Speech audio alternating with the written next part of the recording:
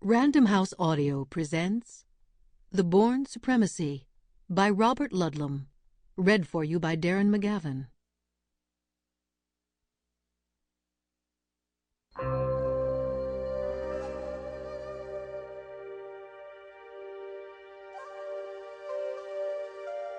Kowloon, the teeming final extension of China that is no part of the North except in spirit. But the spirit runs deep and descends into the caverns of men's souls without regard for the harsh, irrelevant practicalities of political borders. It was sundown. Both in Kowloon and across Victoria Harbour on the island of Hong Kong, darkness would soon spread across the sky. Below, the blazing lights of human invention would garishly illuminate the earth. A small motorboat, its powerful engine belying its shabby exterior, sped around the coastline, heading toward the harbour. Cutting its speed, the small craft cautiously zigzagged through the scattered flotilla of junks and sampans. One after another, the boat people shrieked angry curses at the intruder. Then each became strangely silent as the rude interloper passed. Something under the boat's canvas quieted their sudden bursts of fury. The boat raced into the harbor's corridor, a dark, watery path now bordered by the blazing lights of Hong Kong on the right, Kowloon on the left. 3 minutes later, the boat slid into an empty space on the west side of the Tsim Shat Tsui, Kowloon's crowded, dollar-conscious waterfront. Strident hordes of merchants setting up their nightly tourist traps on the wharf paid no attention.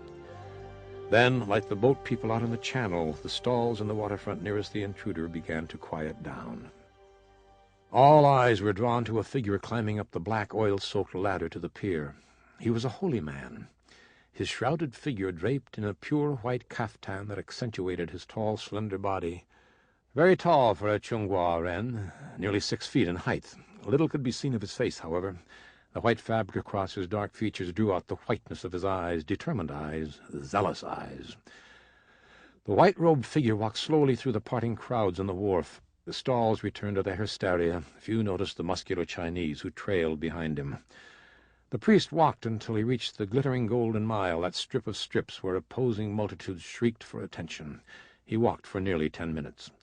The sign came, 2 abrupt nods, as the priest turned and went through the beaded entrance to a raucous cabaret. The muscular man outside would protect the holy man with his life. The priest stood still for a moment, surveying the huge, crowded room. "May I be of assistance, Holy One?" asked the cabaret's manager. The priest leaned forward and spoke into the man's ear, whispering a name. The manager's eyes widened, then he bowed and gestured toward a small table by the wall. This tall, white-robed priest had business with the Laoban. He had actually used the Laoban's name, a name seldom spoken in the Golden Mile, and on this particular evening the powerful Taipan was on the premises in a room he himself would not publicly acknowledge knowing. The holy man sat passively at the table, his zealous eyes now gentler, observing the foolish activity. Several tables away, a bright campers' match was struck and quickly extinguished, then another, and finally a third, this last held under a long black cigarette. The brief series of flashes drew the attention of the priest. He moved his shrouded head slowly toward the flame and the lone, unshaven, coarsely dressed Chinese drawing in the smoke. Their eyes met. The holy man's nod was almost imperceptible. Seconds later, the crudely dressed smoker's table was in flames. Suddenly, there was a greater disturbance. 2 waiters had collided with the shabbily dressed smoker, whose carelessness and outsized matches had caused the conflagration. He responded with rapid wing-chong chops, rigid hands crashing into shoulder blades and throats, sending the boys reeling back into the surrounding customers. The manager, now roaring, intervened, and he too fell away, stunned by a well-placed kick to his rib-cage. The unshaven Chinese then picked up a chair and hurled it at the screaming figures near the fallen man. The riot had taken hold. The unshaven man glanced across the room at the single table next to the wall. The priest was gone. The priest stepped through the door far back into the wall near the entrance of the cabaret. He closed it quickly, adjusting his eyes to the dim light of the long, narrow hallway. Down the corridor, no more than 25 feet away, a startled man sprang from the wall, his right hand plunging beneath his jacket to yank a large, heavy-caliber revolver from an unseen shoulder holster. The holy man nodded slowly as he moved forward with graceful steps appropriate to a religious procession. The guard had no chance. Swiftly, the priest pulled a razor-thin, double-edged knife from the folds at his waist. He slashed the man's wrist, half severing the hand with the gun, then arced the blade surgically across the man's throat. He fell to the floor, a corpse.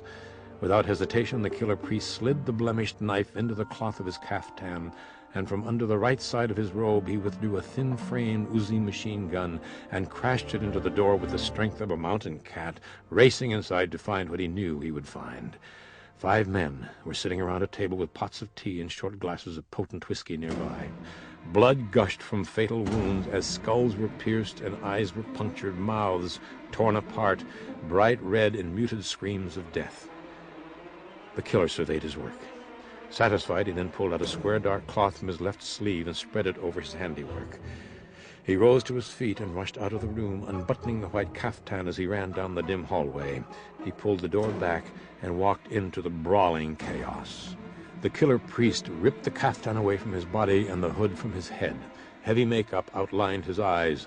"Go in front of me," he commanded the peasant who was lighting yet another match. The killer dropped his costume and Uzi on the floor next to the door. Together they burst through the door and into the street, where another shrieking crowd had gathered. They threaded their way through the excited onlookers and were joined by the muscular Chinese who had waited outside. He grabbed the arm of his defrocked charge and pulled him into the narrowest of alleys, where he took 2 towels from under his tunic. One was soft and dry, the other was encased in plastic. It was warm and wet and perfumed. The assassin gripped the wet towel and began rubbing it over his face, scrubbing until the white skin was apparent. He then dried himself with the second towel, smoothed his dark hair, and straightened the striped tie that fell on the cream-colored shirt under his dark blue blazer. "Ciao!"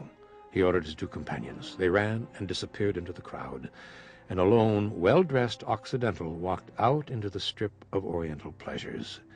Inside the cabaret, the excited manager's eyes were drawn to a clump of white fabric on the floor in front of the door to the inner offices. White cloth, pure white, the door, the lauban, the conference. He headed for the door. Inside the dimly lit corridor, the slain guard lay in a river of his own blood. Within the conference room itself, 5 bloodied corpses were in spastic disarray.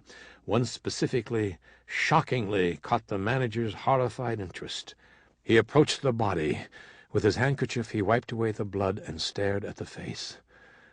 "We are dead," he whispered. "Kowloon is dead. Hong Kong is dead. This man was the Vice Premier of the People's Republic of China, successor to the chairman himself." Alongside the riddled, bleeding corpse was a black bandana. Written in the circle of blood underneath was the name, Jason Bourne. The manager sprang across the floor. "Great Christian Jesus," he uttered, his whole body trembling. "He's come back. The assassin has come back to Asia."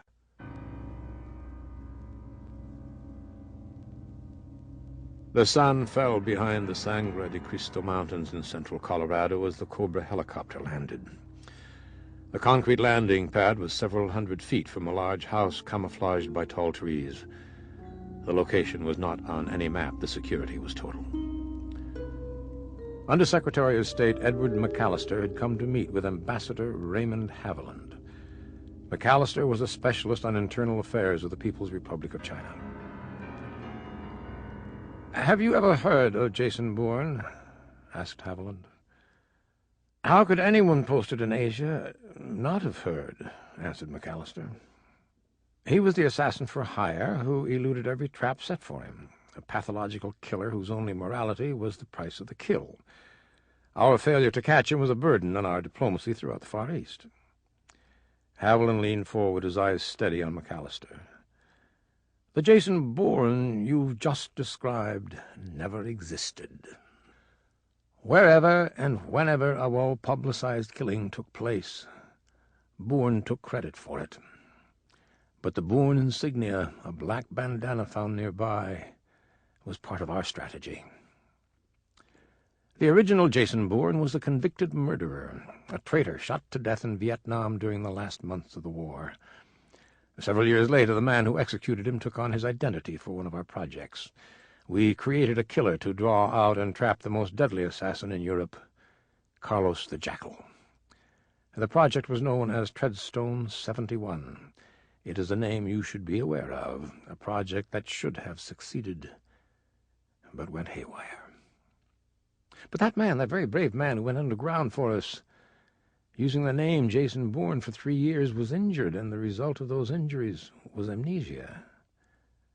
McAllister listened, stunned. Sample complete. Ready to continue?